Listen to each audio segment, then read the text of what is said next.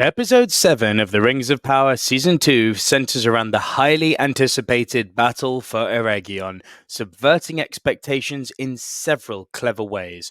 It delivers grandiose spectacle, not just in terms of scale, but also in emotional stakes, showing the battles in Middle-earth aren't just about swordsmanship, but also internal conflicts.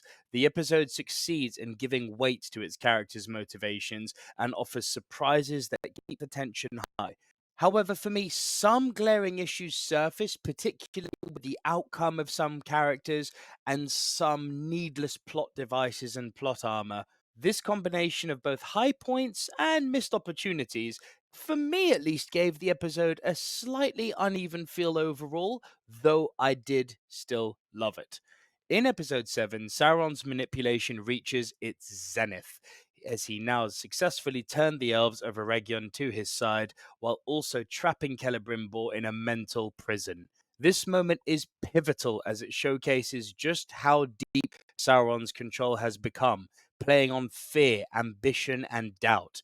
Although Celebrimbor does begin to realize that something is off, his awareness comes too late. Sauron even reveals himself in a chilling moment, allowing Celebrimbor to see the full scope of his deception. The real tragedy lies in Celebrimbor's realization that he is ultimately powerless to stop what's coming, despite his best efforts. This completes a full circle of Sauron's manipulation, demonstrating his mastery of psychological warfare and his ability to dismantle opposition from within. And there's a few key moments I want to talk about revolving around Sauron. We're in the home stretch, nearly at 50,000 subscribers, so please do keep hitting that subscribe button if you haven't done so already. I still see over 90% of you watch my content without subscribing.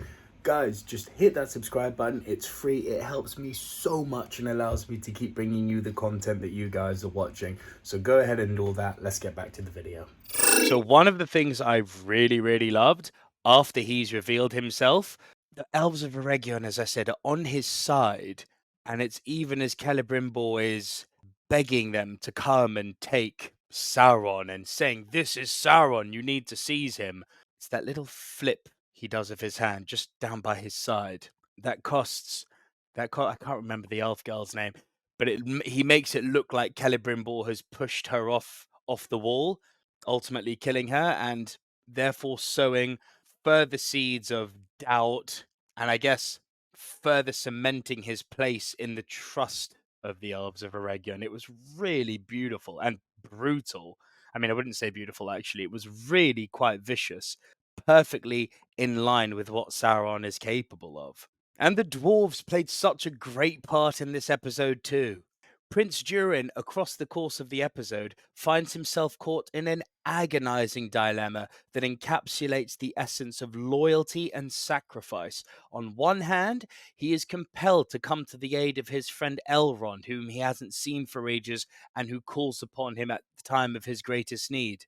A decision that would put his kingdom at risk, because as we find out during the episode, the dwarves come to him and say, "Your father's gone mad. If you leave now with our armies, you're dooming our kingdom." And they say that the beast is going to get out. So some of the dwarves have clearly taken on what Disa has said. They haven't said the Balrog in name, but they're basically saying if your father keeps digging, the Balrog's coming out. So yeah. The irony of a dwarf being caught between a rock and a hard place is not lost on me, and I think it's quite brilliant here. On the other hand, he faces the daunting task of confronting his father, King Durin IV, whose reckless ambition threatens not just the dwarves but the very foundations of Khazad-dûm itself.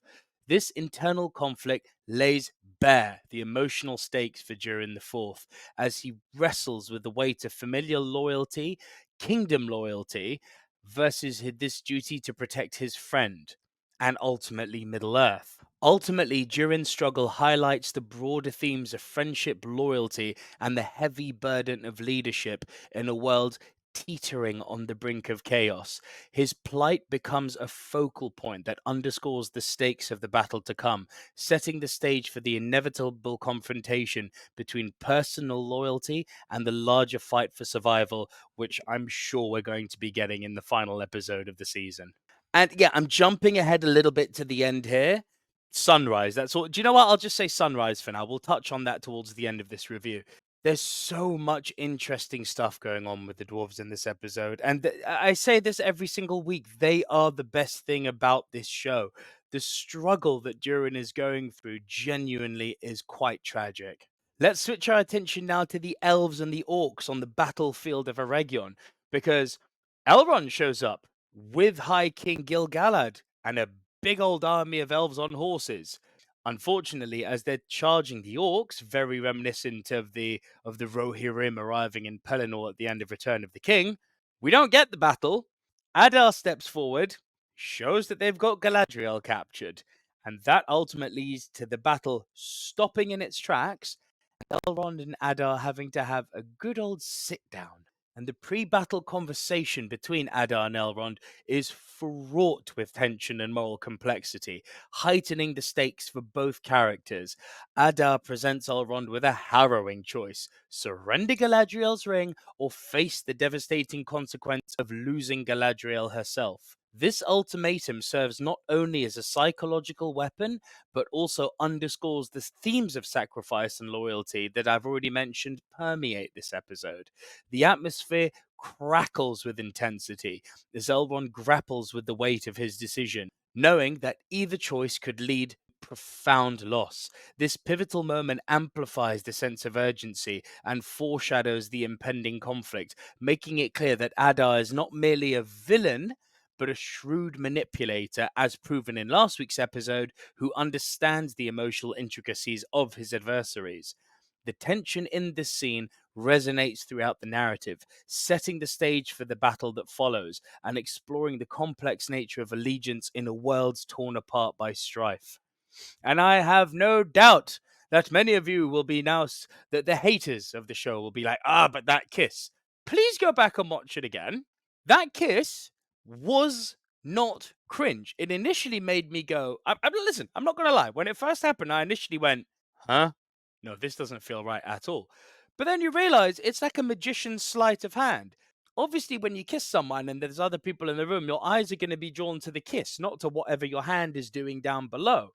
And in this case, that hand was slipping her like some sort of key or like a clip or something that was going to enable her to pick her lock and get out.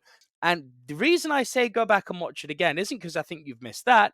Look at Galadriel's face after the kiss. She sort of drops her chin down, raises her eyebrows as if to say, huh? This wasn't some sort of love plan. This caught Galadriel off guard just as much as the audience did. Just as much as it did for the audience. This was a smart move by Elrond to completely take attention away from the fact that he's slipping her a key. But now look, I say every single week, this show, while I like it, is far from perfect.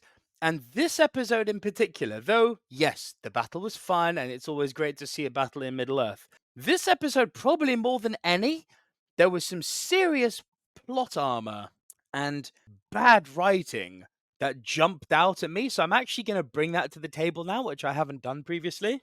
I mean, one thing that I really didn't like, the whole forging of the Nine Rings. I said last week on last week's episode, just where the hell did Sauron get that mithril from for Celebrimbor to make the Nine Rings? And I posed that either way it doesn't work out. If it's real, that mithril, well, where the hell did he get it? Because we saw him in Khazad-dûm, and the dwarf saying no mithril for you. Conversely, if it's imaginary, how is Celebrimbor meant to make the rings? Turns out it was imaginary, and what Celebrimbor is using to make the rings is Sauron's black blood. Now, I'm to a degree okay with the poetic liberty of implying that because these are the nine rings of the Nazgul and Sauron imbues them with his soul, that leads to them being the ultimate evils of Middle Earth. I get the poetic resonance of that, but from an actual craftsmanship point of view, an elven smith cannot make rings, which he has said throughout 2 seasons that he needs mithril to make them with. Now he's just making them with blood. That didn't work with me for that. Not at all. Did not work for me at all, that. Galadriel's escape, that really didn't make a lick of sense either. It was literally like, it felt a bit like the trench coat escape from from Star Wars Obi-Wan. It's like, really, you're just going to put a hood over and the orcs are going to not notice you? That felt weak. We know full well from the movies that orcs have got a fantastic sense of smell. So think of that scene at the beginning of the Two Towers after the orcs are running with Merry and Pippin, and they stop and they sniff. What do you smell? Man flesh. It's like, we know the orcs have got a tremendous sense of smell, that they can smell man flesh from that far away, but you're now going to try and tell me that they can't smell an elf in their ranks? Bad. That was bad. It led to something good, because what was nice in that scene is when Galadriel got to the fire, that big bonfire, and it showed Adar burning the orcs, and he was crying. It gave Adar a level of complexity. It made him more than just a manipulative, two-dimensional villain. This gave him some layers, and it showed that actually, despite being blinded by his desire to usurp Sauron, is genuinely caring for the Uruks. So where we got to with that escape, I like. The machinations of the escape, I thought were terrible. Um, Equally, Arondis showing up at the perfect time to save Galadriel just as the orcs discovered her. That didn't work for me either. It was just like, oh, well, that's very convenient, isn't it? Of all the places he could be around Eregion, he's here. Eh. Again, these aren't major things, but they did jump out at me. Yeah, and two other things that I'm just going to bring to the table. So, the greatest smith in Elvendom, Celebrimbor, the maker of the Rings of Power, the man who can bend metals and minerals to his will. He's put in handcuffs, and he can't get out of them, so he has to cut his thumb off. And again, of course, there's going to be an argument of, well, these are magical handcuffs that Sauron put on him. Sorry, come on now. Sauron, in terms of being a smith, needs Celebrimbor just as much as Celebrimbor needs Sauron for the making of the rings. I can't buy the fact that Celebrimbor couldn't escape from those handcuffs. That didn't sit right with me either. And then we come back to Arondir and we come to the battle. I mean, to me, it looks like Arondir's dead. He's been perforated by Adar's sword. And yeah, he's then kicked aside. To my knowledge, Arondir's dead. And it felt very lifeless. I don't mean his body. I mean the emotional resonance of the scene. It was just like, okay, that's it. He's dead. Okay, well, bye, dude. Bye, one who they call woke black elf. I don't. The internet hates him though, so unlucky internet. But that was very, very mid, very uninspiring. That. But yeah, and I'm gonna. But let's end on a positive, because despite some things that did bother me, for most part, I really, really did like this episode, and I thought the battle was really well done. The battle in this episode of The Rings of Power is a cinematic spectacle that showcases several epic moments. One in particular, Sauron's display of power is particularly chilling as he decimates elves in the tower with his formidable magic. The way he gets them to surround him and then turn their blades on each other, that was awesome. It was a staunch reminder of just how powerful he can be. The scene where the troll storms onto the battlefield adds a visceral intensity to the fight, exemplifying the stakes and chaos that permeate this confrontation. Furthermore, the Uruk's loss of faith in Adar, that really did feel earned. Their disillusionment reflects the inherent tensions within their ranks, showcasing the fragility of loyalty in the face of adversity. The emotional weight is further amplified by the dwarves' non-arrival. We've all been programmed. End of the Two Towers. When Gandalf arrives at first light. Battle of the Pelennor Fields. When the Rohirrim arrive at dawn and come to everyone's aid. Sunlight on a battlefield usually means the backup, the good guys are here to save the day. And they tricked us here, because you think the dwarves are going to arrive, and they don't. Boy, did it hit hard. Their absence at dawn resonates as a tragic moment, underscoring the thematic elements of sacrifice and the consequences of choice made in times of crisis. Each of these points contributes to the episode's dramatic gravity, making the battle not just a visual feast, but also a deeply felt narrative experience.